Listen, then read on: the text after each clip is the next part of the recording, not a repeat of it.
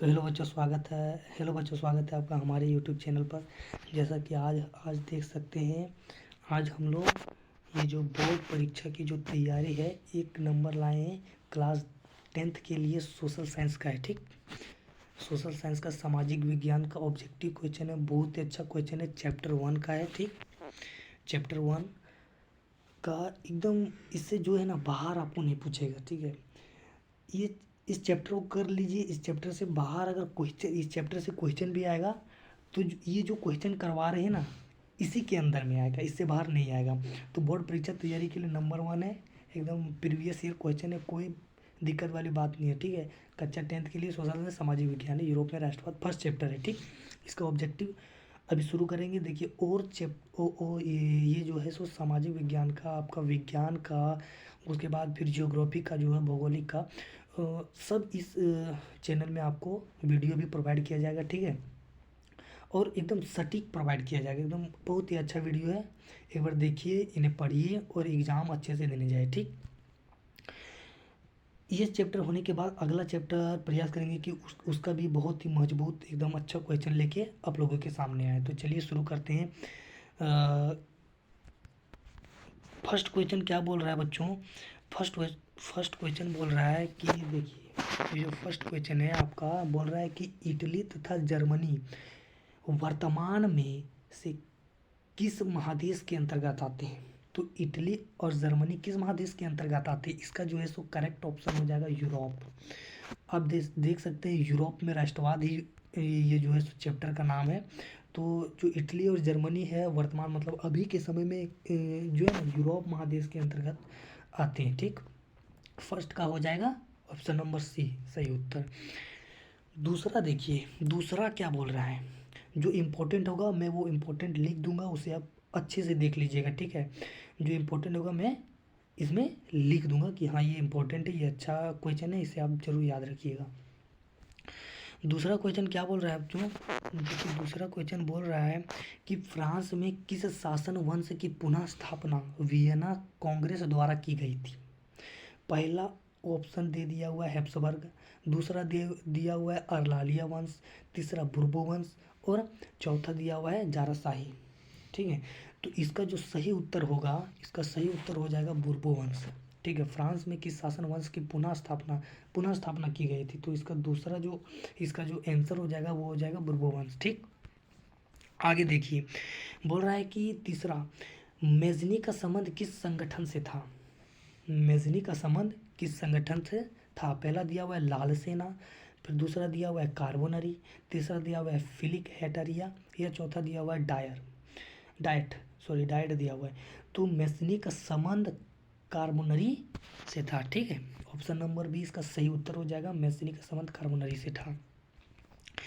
चौथा क्वेश्चन क्या बोल रहा है कि इटली एवं जर्मनी के एकीकरण के लिए विरुद्ध में निम्न में से कौन था? ठीक है, इसको जो है ना, इसको जो है सो आप इम्पोर्टेंट लिख लीजिए। ये क्वेश्चन नंबर 4 जो है, इसको आप इम्पोर्टेंट लिख लीजिए, बहुत ही अच्छा क्वेश्चन है, ठीक है।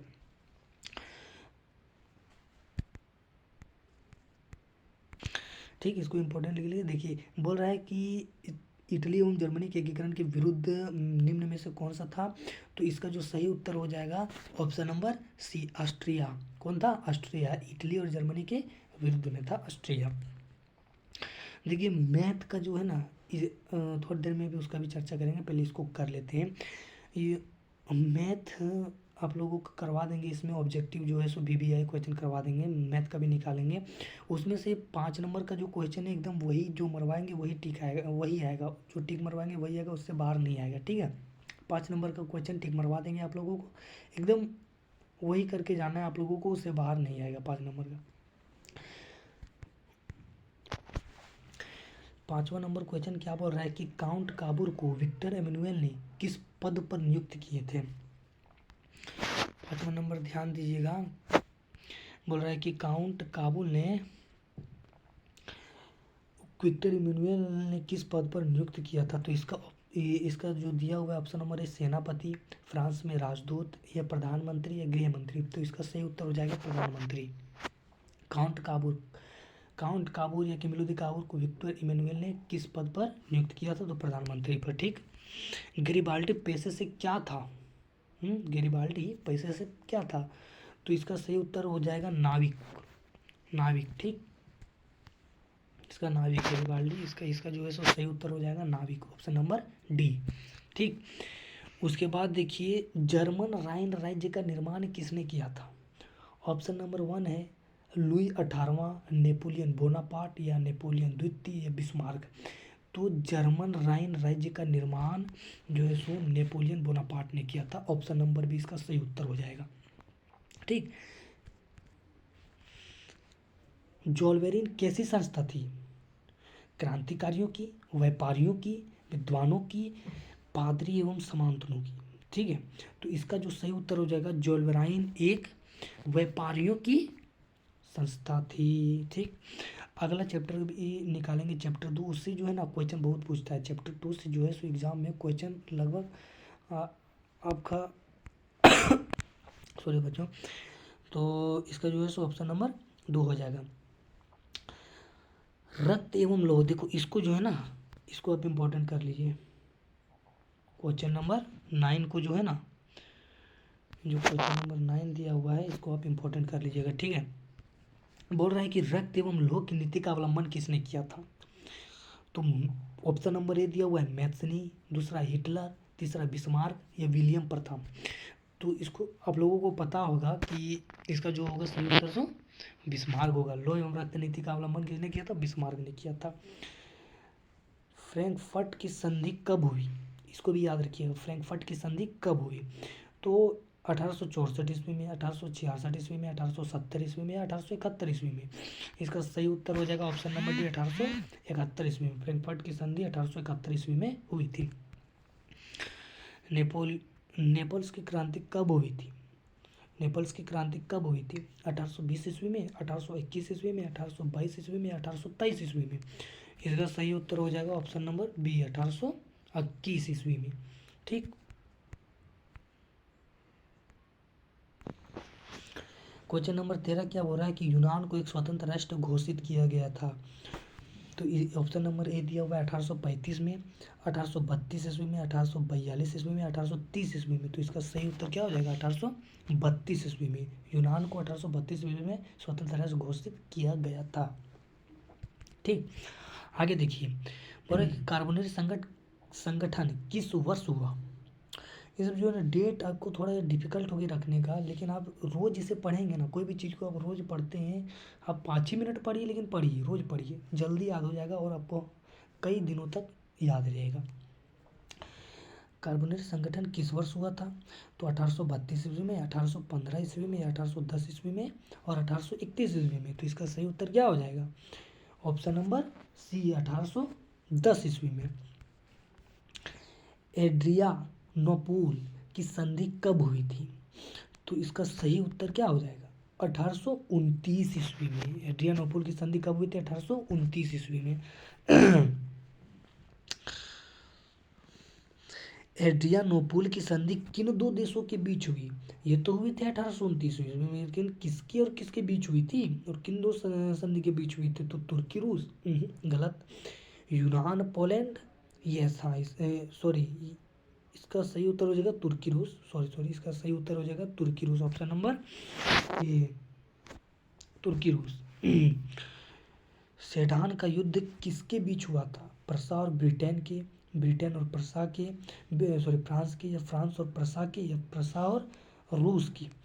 तो इसका सही उत्तर हो जाएगा प्रसा और फ्रांस के, या फ्रांस और प्रसा के बीच हुआ था सेडान का युद्ध, ठीक है। 18 नंबर क्वेश्चन क्या बोल रहा है कि किस देश का हंगरी पर पूर्व आधिपत्य था? तो इसका फ्रांस, ऑस्ट्रिया, ब्रिटेन, या तुर्की? इसका सही उत्तर हो जाएगा ऑप्शन नंबर बी, ऑस्ट्रिया, ठीक।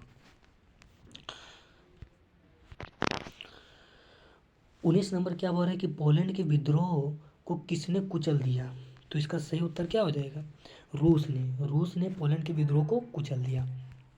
देखिए इसमें से जो है ना आपको 50 क्वेश्चन है, ठीक है, बहुत ही एकदम, इससे अब इन 50 क्वेश्चन को ध्यान से पढ़ लीजिए, इससे बाहर आपका नहीं जाएगा क्वेश्चन। इस चैप्टर से अगर क्वेश्चन पूछेगा तो यही 50 के अंदर ही पूछेगा बच्चों। इसीलिए जो पढ़ा रहे एकदम ध्यान से इसे लिख लीजिए, पढ़ लीजिए, एकदम बहुत ही अच्छा है। 20 नंबर क्या बोल रहा है कि सन 1870 में फ्रांस और प्रसा के बीच युद्ध कहाँ हुआ था। देखो 1870 इसका, इसमें क्या है, इसको ध्यान से पढ़िएगा ना अगर आप, तो इसमें से दो आपका क्वेश्चन बनेगा।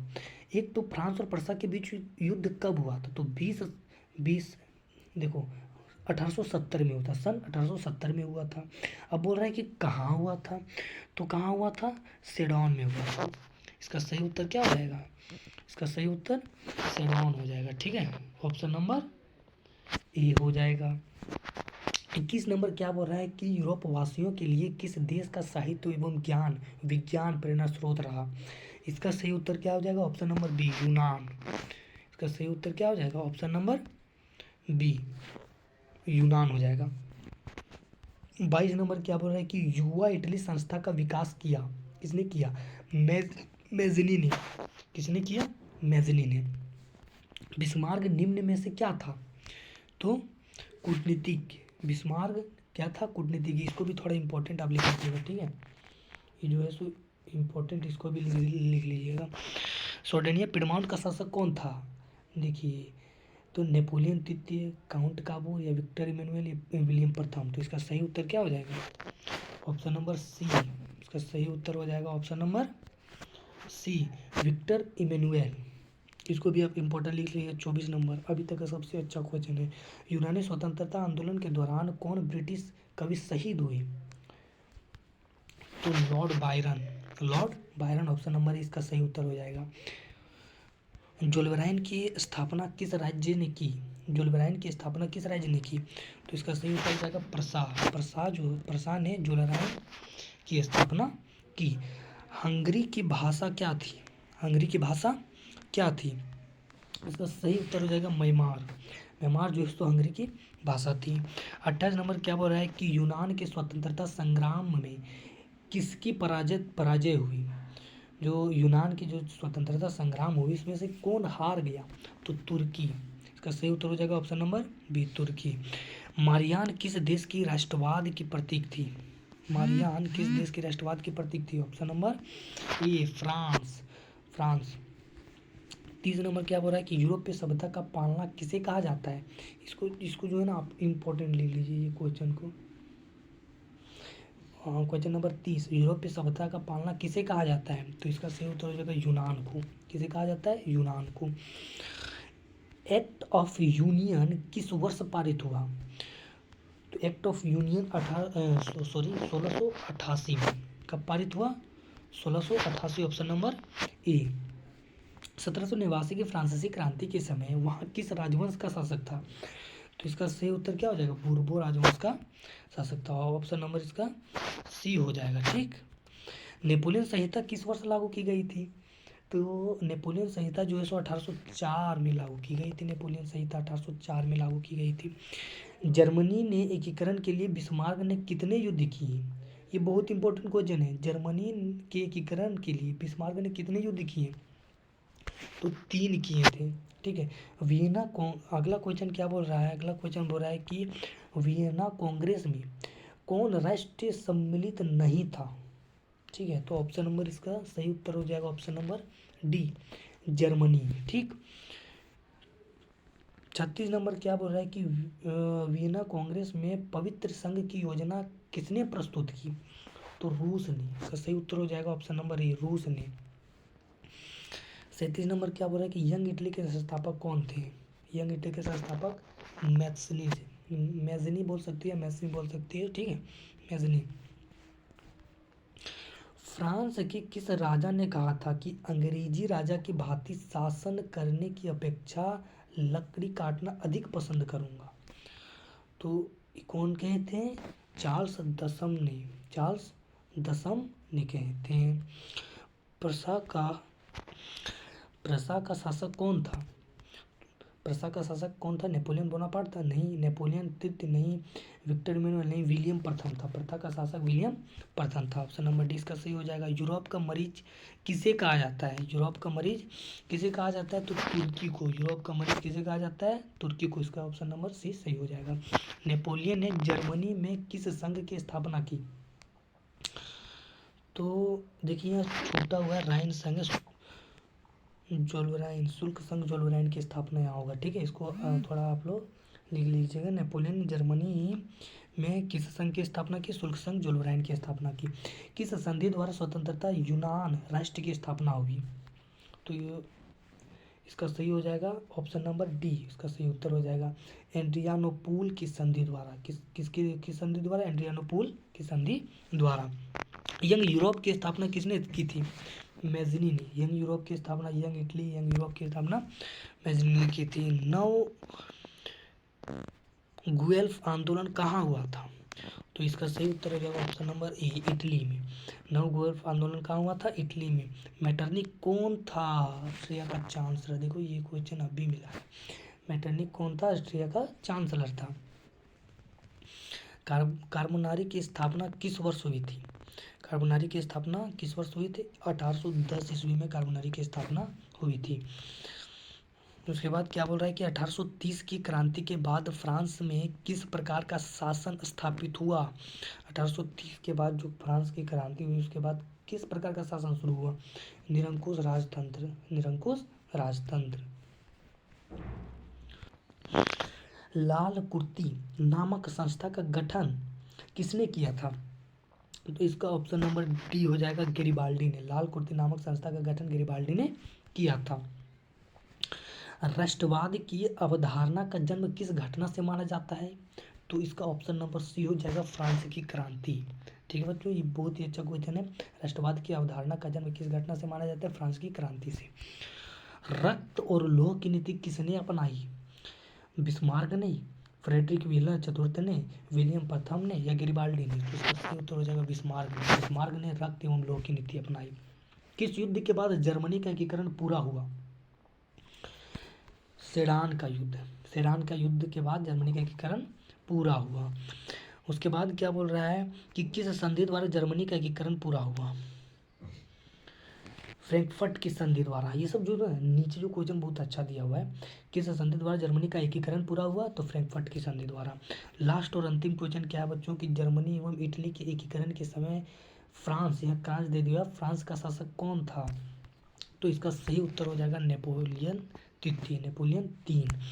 तो धन्यवाद बच्चों, ये देख सकते हैं आपका जो है सो ये 50 क्वेश्चन आप लोग को अभी करवाएं और ये पहला चैप्टर का था। अगला चैप्टर का भी आप लोग को कुछ दिन में प्रोवाइड कर दिए जाएंगे। बोर्ड परीक्षा के लिए जो है सो चैप्टर 1 का पूरा फुली डिटेल एकदम जानकारी पूरा यहाँ पे दे दिया है। ऑब्जेक्टिव क्वेश्चन इससे बाहर नहीं आएगा। चैप्टर 1 से पूछेगा तो इससे बाहर नहीं पूछेगा। तो इसी तरह के क्वेश्चन और जो है तो सब्जेक्टिव क्वेश्चन भी अभी निकालेंगे। VBI इंपॉर्टेंट क्वेश्चन निकालेंगे, प्रीवियस ईयर के क्वेश्चन। तो चैनल को सब्सक्राइब कर लीजिएगा और लाइक शेयर जरूर कीजिएगा। तो धन्यवाद, जय हिंद दोस्तों।